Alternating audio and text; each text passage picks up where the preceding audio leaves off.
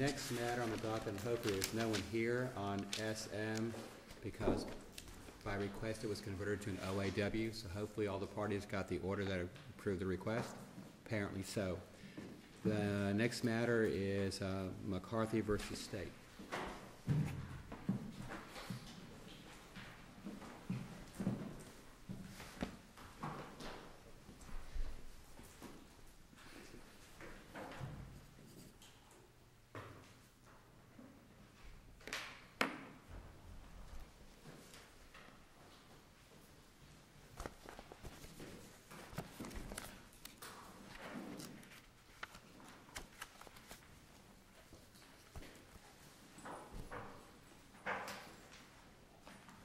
May it please the court, my name is John Fisher. I'm appearing for appellant Shadle McCarthy. Mr. McCarthy was charged with robbery with use of a police scanner. And he was tried before Judge Alcott. At trial, the defense theory was that this was theft and not robbery. The defendant admitted that he had given a note to a teller, but that he was unarmed and that he hadn't used threat in his post-arrest statement to police. The victim said that she was nervous, but not in fear during the robbery.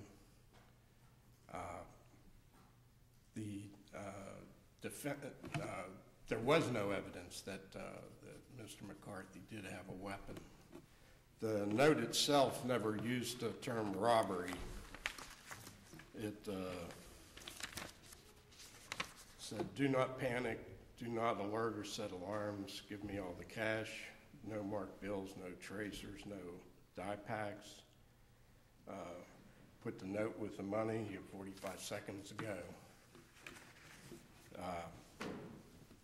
The first issue raised by the defense is that there wasn't sufficient evidence that this was a fear-based robbery and that this was a mere theft. And since no amount of cash was charged in the information, if this is reduced to theft, it would be reduced to petty theft.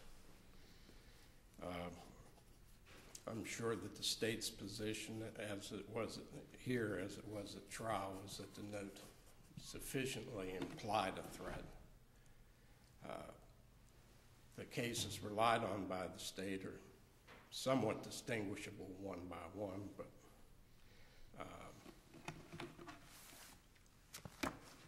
the issue really in this case, because there was no apparent weapon. correct. You know, he kept his hand in his pocket that maybe, you know, sometimes simulates a weapon, but there's no apparent weapon. There was this note. The clerk testified that, you know, her testimony was such that she was not frightened or words, you know. In other words, she didn't give the state the type of testimony they hope for in these cases. I was terrified. None of that came out.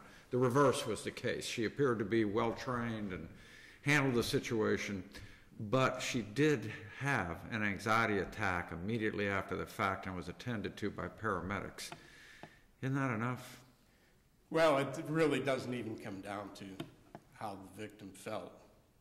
But you are correct that she did have an anxiety attack after the incident, but she did testify that due to her training, et cetera, that she was not afraid and she did not feel physically threatened.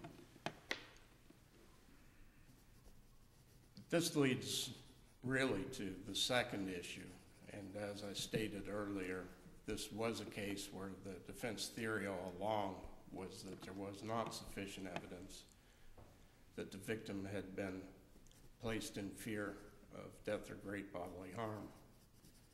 During the state's closing, it argued that the note would place a reasonable person in fear, and therefore fear was established. The defense stated that that wasn't quite correct, that the fear must be of death or great bodily harm. In rebuttal closing, the state said the defense was wrong, that it could be any kind of fear. How about our decision in State versus Baldwin, where we basically say that the fear element of robbery is established if the circumstances attendant were such that as to ordinarily induce fear in the mind of a reasonable person, and that actual fear need not be proven? That may be true. That was a case of a motion to dismiss, and that is a case where this court found that it could not be a motion to dismiss, that this is something that should go to the finder of fact as to whether the fear is established. So, with the evidence of a victim saying that she was not in fear, shouldn't the jury be properly instructed, and shouldn't improper argument about this fear, shouldn't an objection to such be granted rather than overruled, and shouldn't the request that the defense made for a curative instruction about fear-based robbery requiring a fear of death or great bodily harm? It obviously, this was an error in this case. Now, it was at the very end of the state's closing that it said that the defense was wrong and any kind of fear would do. And the defense objected, the objection was overruled. The state again stated, any kind of fear will do. That was the very end of the state's closing. They went straight to closing arguments. I mean, straight to jury instruction. And I know the cases say that even though we give them the written instructions to the jury, we don't know that they read them. Right, that's right. Except for in this case, the prosecutor said to the jury, read the instruction on this point. Well, the state said the instruction says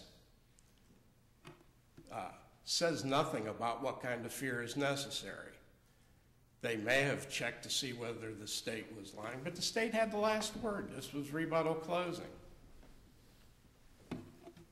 The last word they got was the state said the defense is wrong, any kind of fear will do, and objection was overruled, so the defense is all wet as far as the jury's concerned.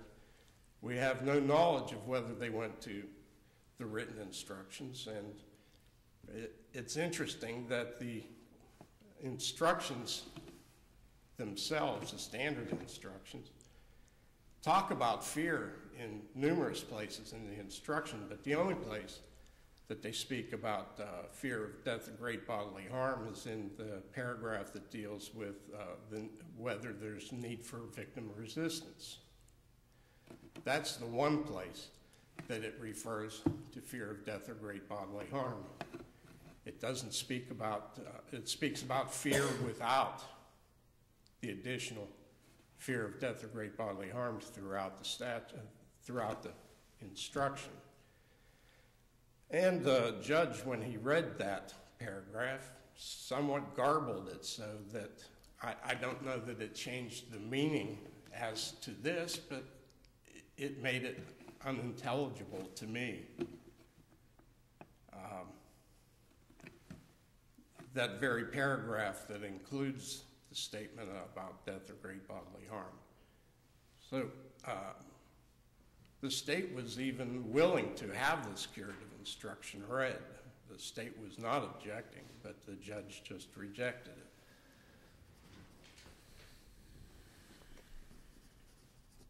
Well, if you don't have any other questions, I guess I'll reserve for rebuttal.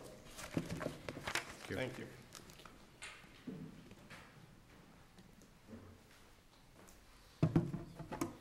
May it please the court. My name is Bilal Farouki from the Office of the Attorney General, representing the appellee state of Florida.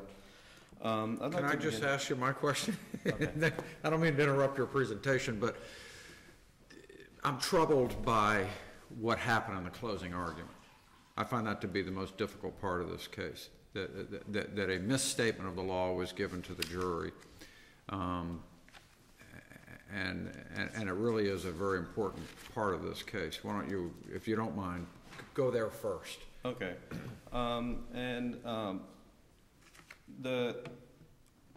Arguably, the prosecutor did may have made a misstatement of the law, but I'd like to remind the court first that in this context, we're talking about an abuse of discretion. So we're looking at whether the trial court abused its discretion by overruling an objection to the statement and denying the request for, I don't know if it's a curative instruction or a special jury instruction, but an instruction was requested at the end of the final jury instructions. Now, what was the timing of this? Because if I recall, the statement was made and the curative was asked for, I think, after the instructions were read to the jury. Is that correct? That's correct. Okay. And so, I mean, that being the case, perhaps the judge thought a curative would have been, superfluous because the judge had just read the instructions. Right. Was that discussed?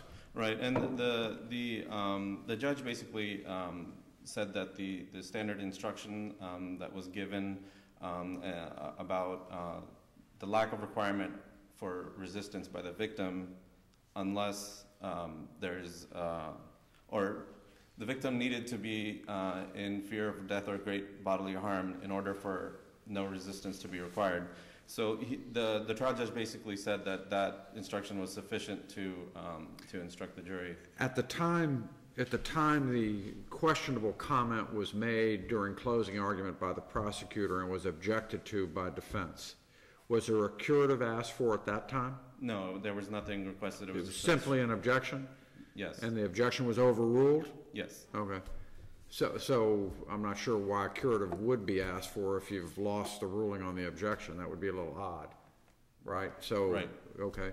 So then after the instructions were given, a curative was asked for at that time. Right. And, what would have been, because the judge overruled the objection when it was made and because the judge had just given the correct instruction, what was the basis upon which the curative was asked for, if you know from the record? Basically, the entire argument of the defense was that basically that this was a theft, not a robbery, because not only was the fear element not satisfied, but specifically the fear of death or great bodily harm was not proven. So I'm sure the defense counsel was concerned that that the statement of the prosecutor may have prevented the jury from going that far in finding that level of fear. So I would point out that I'd like to go back to the actual statement of the prosecutor. And basically the prosecutor says, and I'm quoting from the transcript, referring to the defense counsel's argument regarding the specific instruction, and the prosecutor says, and then he says, well, it has to be fear of great bodily harm or death. That's not what this part talks about. And then we have an objection, and the objection is overruled. The prosecutor next says, you can read this part. This part talks about resistance and that the law doesn't require resistance. It doesn't tell you what kind of fear it has to be. And she, again, refers to the instruction and says, you'll have them with you. So I think the reason why I bring up the actual statements of the prosecutors is twofold. First, she doesn't explicitly say that fear of death or great bodily harm is not required.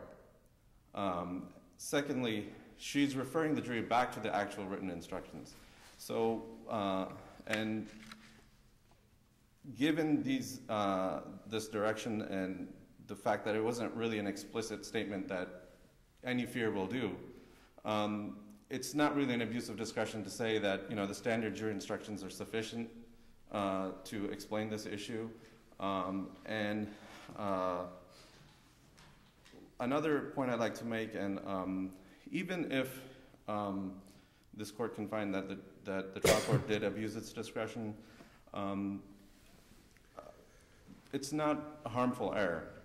And the reason for that is we have overwhelming evidence of guilt. We have eyewitness testimony, surveillance photos, full confession, and the circumstances of the case. And this goes back to the first issue, which is actual fear need not be shown. The state is only required to show circumstances in which a reasonable person would be in fear of death or great bodily harm. And the circumstances, the evidence at trial did prove those circumstances and actions that would put one in such fear. So regardless of whether the prosecutor made arguably a misstatement of the law, the jury would have came to the conclusion and we would have had a conviction. Unless the court has any further questions, I'll leave it at that. Thank you.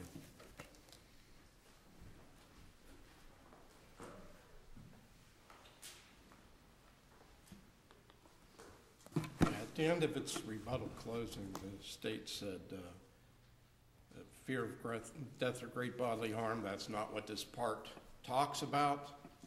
Mr. Stoller, defense counsel, objected, said misstatement of law. The court said overruled the objection, you may proceed.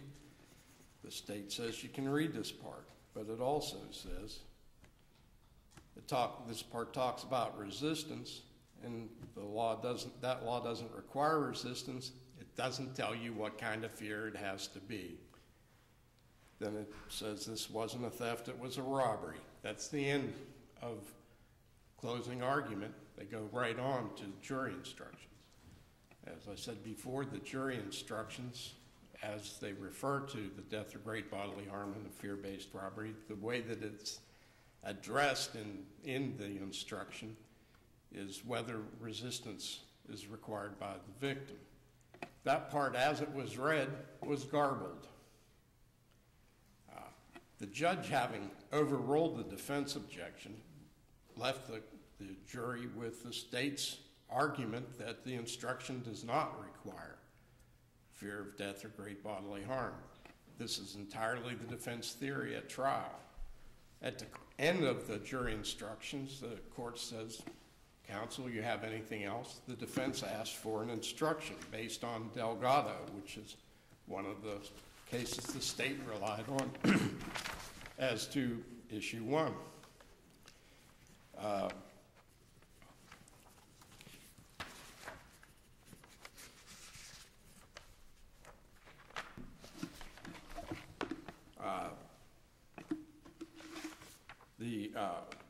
The defense submitted the Delgado case and perhaps another case, but it cited to Delgado, and it was seeking, apparently, an instruction that in a fear-based robbery, as Delgado states, that the fear must be of death or great bodily harm.